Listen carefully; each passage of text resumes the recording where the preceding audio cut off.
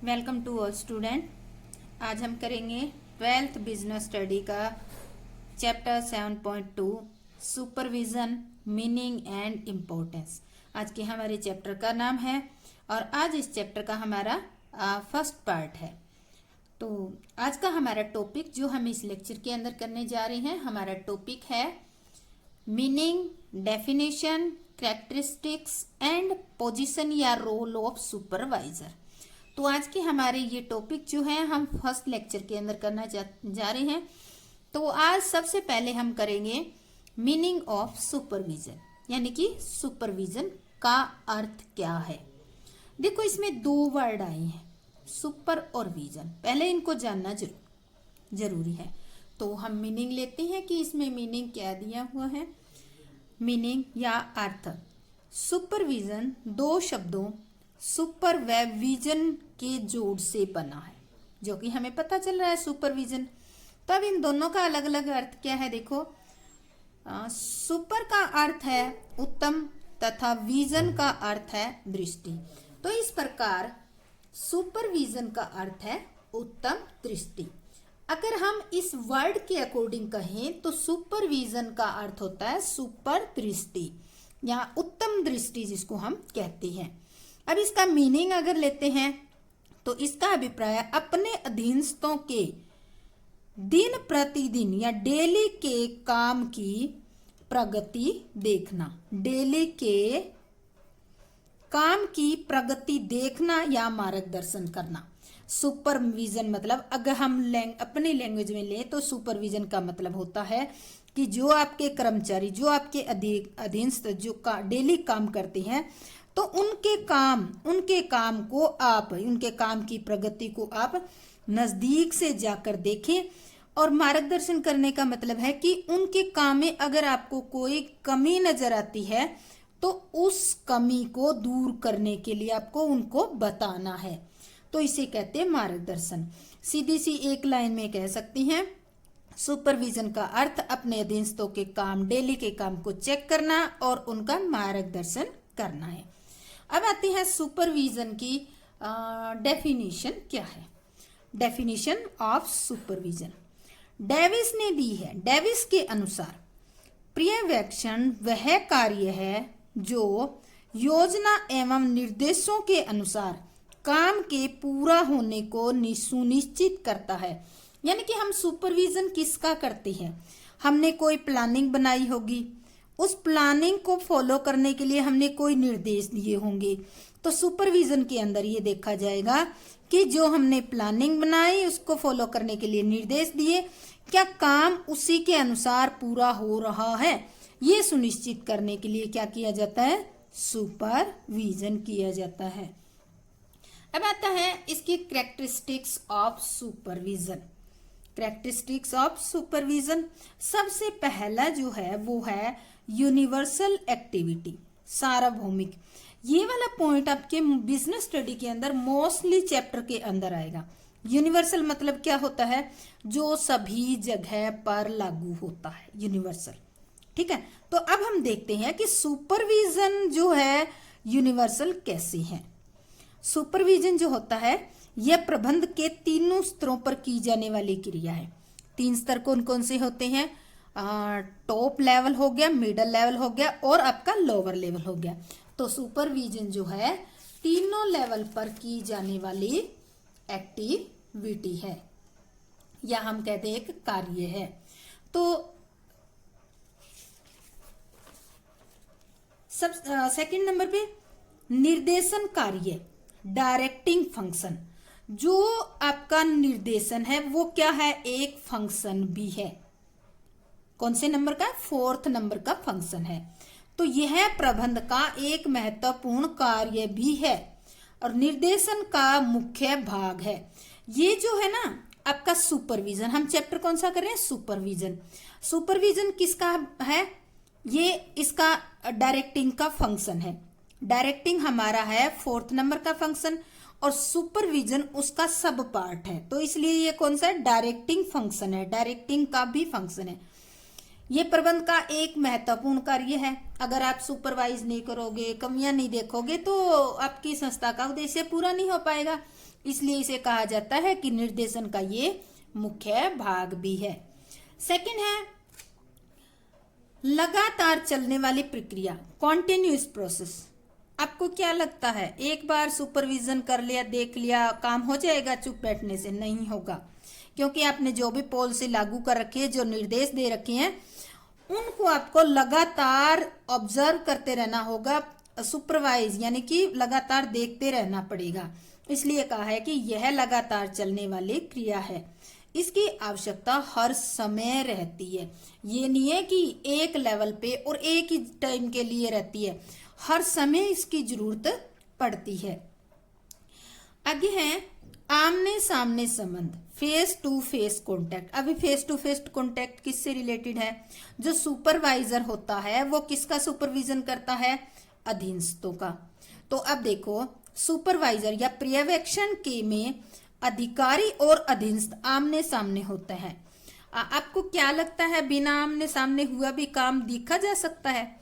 हाँ, देखा तो जा सकता है, कैमरे के थ्रू देख लो, पर उसको उस टाइम गाइडलाइन नहीं दे सकते। अगर वो काम कर रहा है, गलती हो रही है, उस गलती को आप देख भी लेते हो सुपरविजन के टाइम, अगर कैमरे से देखते हो तो आप उसका मार्गदर्शन नहीं कर पाओगे। इसलिए जो सुपरविजन किया जाता है, मोस्टली जो यूनिट होती है उसमें फोरमैन के द्वारा पर्सनली आमने सामने, यानी कि अधिकारी जो होता है, अधीनस्थ जहाँ काम करते हैं वहां जाकर खुद चेक करते हैं, और उनके काम में कोई दिक्कत आती है तो वो स्वयं उनकी समस्याओं को दूर करते हैं। इस कारण कहा है कि ये फेस टू फेस कॉन्टैक्ट है। इसके बाद हमारी 5th नंबर की आती है वांछित प्रगति, रिक्वायर्ड परफॉर्मेंस। वांछित का मतलब है कि जो हम चाहते हैं, जिसको हम इच्छित प्रगति भी कह सकते हो। पर्यवेक्षण यह सुनिश्चित करता है कि काम वांछित प्रगति के अनुसार हो रहा है या नहीं हो रहा है। वांछित प्रगति का मतलब है कि सुपरवाइजर सुपरविजन करते वक्त ये देखेगा कि क्या काम हम जैसे करवाना चाह रहे हैं उसी तरीके से हो रहा है या नहीं हो रहा है। इसके बाद 6 नंबर पे आता है साधनों का अनुकूलतम उपयोग, ऑप्टिमम यूटिलाइजेशन ऑफ रिसोर्सेस। पर्यवेक्षण मानवीय और भौतिक संसाधनों का अनुकूलतम उपयोग सुनिश्चित करता है। कैसे करता है? देखो सुपरविजन हम जब करते हैं तो हम किसका करते हैं? मानवीय संसाधनों का। अगर उनको काम करते वक्त कोई समस्या आती है तो उनको मार्गदर्शन करते हैं। वो काम करते हैं तो किसके साथ काम करते हैं? भौतिक साधनों के साथ। अगर उनका मार्गदर्शन हो जाएगा तो क्या होगा? जो भी काम होगा, यानी कि जो भी वो भौतिक रिसोर्सेज यूज करेंगे उनका अनुकूलतम उपयोग होगा, यानी कि उनका वेस्टेज कम से कम होगा या वेस्टेज रुक जाएगा। इसी को कहते हैं साधनों, optimum utilization of resources. Next आता है आपका निम्न स्तरीय प्रबंधकों के लिए managers on the first line. यानी कि कहने का मतलब है कि जैसे जैसे प्रबंध के स्तरों पर नीचे जाते हैं पर्यवेक्षण का महत्व बढ़ता जाता है, और निम्न स्तरीय प्रबंधकों के द्वारा सबसे ज्यादा पर्यवेक्षण का कार्य किया जाता है। निम्न स्तर के जो मैनेजर होते हैं वो किनको देखते हैं? सुपरवाइज करते हैं, वो करते हैं एम्प्लॉय को। और एम्प्लॉय जब रियल में काम कर रहे होते हैं वहां ज्यादा मिस्टेक होने के चांसेस होती हैं, इसलिए निम्न स्तरीय प्रबंधकों के द्वारा पर्यवेक्षण ज्यादा किया जाता है। वैसे तो पर्यवेक्षण तीनों स्तरों पे किया जाता है, पर अगर इसकी क्वांटिटी या डिग्री पूछी जाए तो सबसे ज्यादा निम्न स्तरीय प्रबंधक जो फोरमैन सुपरवाइजर होते हैं उनके द्वारा किया जाता है। अब आता है अगला पॉइंट हमारा है पोजीशन और रोल ऑफ सुपरविजन। सुपरवाइजर आएगा यहाँ पे, सुपरवाइजर, रोल ऑफ सुपरवाइजर, यानी कि एक फर्म के अंदर सुपरवाइजर का क्या रोल है। अब देखो एक सुपरवाइजर कई तरह के रोल अदा करता है फर्म के अंदर। देखते हैं कि सबसे पहला रोल है एक मुख्य व्यक्ति के रूप में, यानी कि एज ए की मैन। जैसे लॉक को खोलने के लिए की चाहिए ना, सेम वैसे ही फर्म के उद्देश्यों को पूरा करने के लिए भी एक सुपरवाइजर रूपी की चाहिए, और वो कौन होता है? वो एक व्यक्ति ही होता है। तो देखो योजनाओं को कार्य रूप देने का काम अप्रबंधकीय सदस्यों के द्वारा किया जाता है। अप्रबंधकीय सदस्य कौन होते हैं? जो काम पर लगे हैं, जो काम पर लगे हैं, प्लेटफॉर्म एरिया पे जो व्यक्ति होते हैं वो अप्रबंधकीय सदस्य होते हैं। और जो पर्यवेक्षक सुपरवाइजर के मार्गदर्शन में काम करते हैं। अब देखो, प्लेटफॉर्म एरिया के लोगों को कौन सुपरवाइज करता है? निम्न स्तर का प्रबंधक, पर्यवेक्षक, सुपरवाइजर इनको ऑब्जर्व करता है। इस स्तर पर थोड़ी सी असावधानी संस्था के समापन का कारण बन सकती है। यानी कि थोड़ी सी सावधानी, अगर सुपरवाइजर इनको सुपरविजन का काम कर रहा है, तब ये गलतियां देख रहे हैं और इनको मार्गदर्शन ना करे तो क्या होगा? संस्था के अंदर वेस्टेज बढ़ जाएगी, संस्था की कॉस्ट बढ़ जाएगी। तो इससे क्या होगा? संस्था को बहुत बड़ा नुकसान होने का कारण हो सकता है। इसलिए पर्यवेक्षकों को प्रबंध का मुख्य व्यक्ति यानी कि की मैन इन मैनेजमेंट कहा जाता है। इसी कारण से इनको की मैन का नाम दिया गया है। सेकंड हमारा आता है एक मध्यस्थ के रूप में। मध्यस्थ मतलब as a man in the middle, यानी कि ऐसा व्यक्ति जो मध्य में रहकर टॉप साइड और लोअर साइड दोनों के साथ एक कड़ी का काम करता है।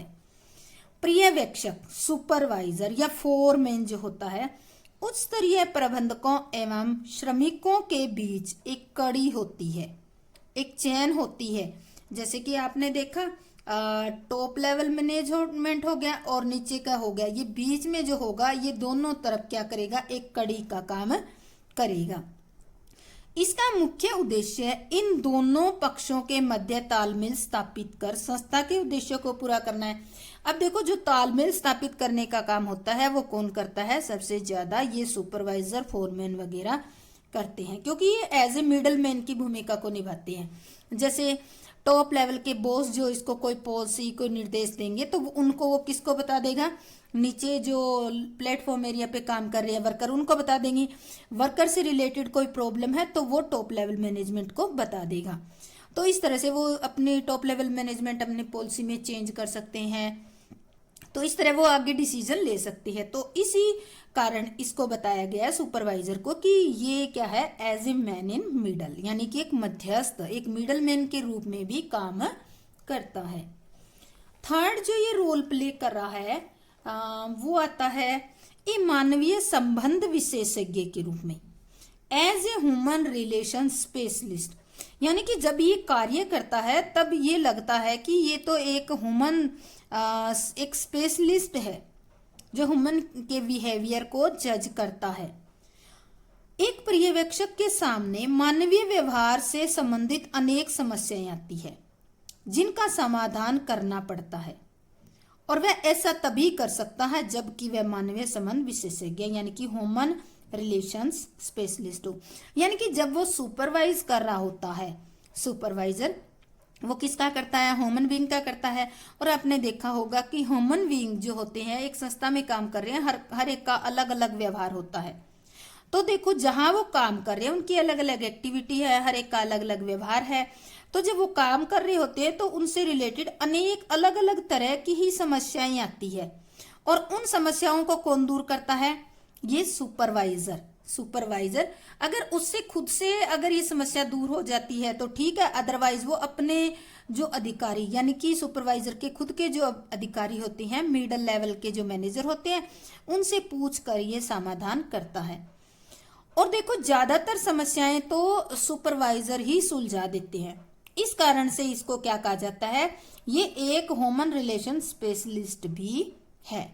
तो बच्चों, आज का हमारा ये फर्स्ट लेक्चर इसके अंदर कंप्लीट हो गया है, और मैं इन सब की +2 बिजनेस स्टडी की प्लेलिस्ट बना रही हूँ। तो आप मेरी प्लेलिस्ट में जाकर बिजनेस स्टडी का कंप्लीट सिलेबस देख सकती हैं। तो आप मेरे चैनल को ज़्यादा से ज़्यादा शेयर और सब्सक्राइब जरूर करें। अगर आपको मेरा वीडियो पसंद आता है तो एक लाइक भी जरूर करिए। जय हिंद, जय भारत।